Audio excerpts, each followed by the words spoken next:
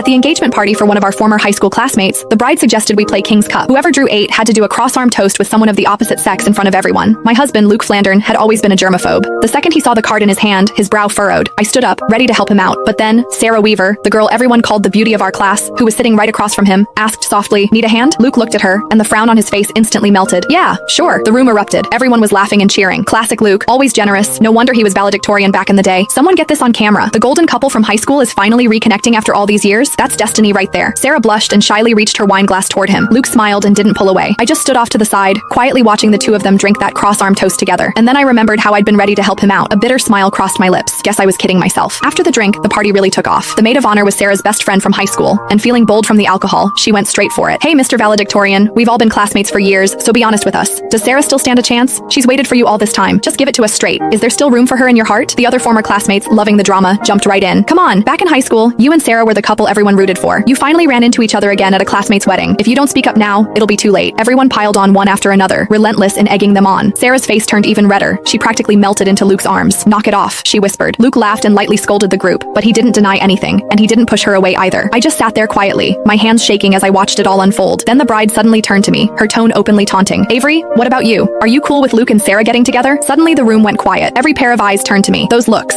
curious, mocking, hungry for a show, yanked me straight back 10 years, to the day Sarah confessed to Luke. I remembered it like it was yesterday. It was a sunny afternoon during gym class. In front of everyone, Sarah laid her heart out to Luke. At the time, Luke was already my boyfriend. Too embarrassed to turn her down directly, he shot me a helpless look. Acting on instinct, I stepped in front of him. "Sarah, Luke doesn't like you. Please stop putting him on the spot." Sarah froze. Her eyes went red, and tears immediately started streaming down her face. Luke's expression shifted too. Without a second thought, he shoved me aside and ran after her. The people around us immediately started whispering, "Avery's out of line, don't you think? What does who Luke likes have to do with her? She's such a busybody. For real, who does she think she is? Just because she sits next to Luke, she acts like she owns him. So gross." I stood there helplessly, trying to explain that I wasn't just his desk mate. I was Luke's girlfriend. But just then, Luke came back to grab some tissues. He heard what I said and stopped in his tracks. "She's joking." He said it to the classmates around us, defining our childhood sweetheart relationship of a year and 8 months with a single sentence. For that entire gym class, I endured the strange looks from everyone around me until I wished the floor would open up and swallow me. That night, I hid in my room and cried by myself when Luke knocked on my door. He apologized, saying he hadn't meant it that day. He just didn't want everyone gossiping about us, so he hadn't admitted we were together. He also said I shouldn't have been so harsh with Sarah. She had cried for a long time afterward, and he couldn't stand seeing her like that. In the end, he gave me a braided bracelet and made me a promise that once we graduated, he would officially tell everyone we were a couple. 10 years later, that braided bracelet was still wrapped around my wrist. I snapped back to the present. The bride was still defending her best friend. "Sarah, don't try to stop me. Back in high school, Avery was always causing problems. If she hadn't gotten in the way, you and Luke would have been together ages ago. You never would have had to wait this long. Avery ruined your happiness. Today, I'm getting to the bottom of this. Avery, answer me. Do you support Luke and Sarah being together or not?" The bride glared at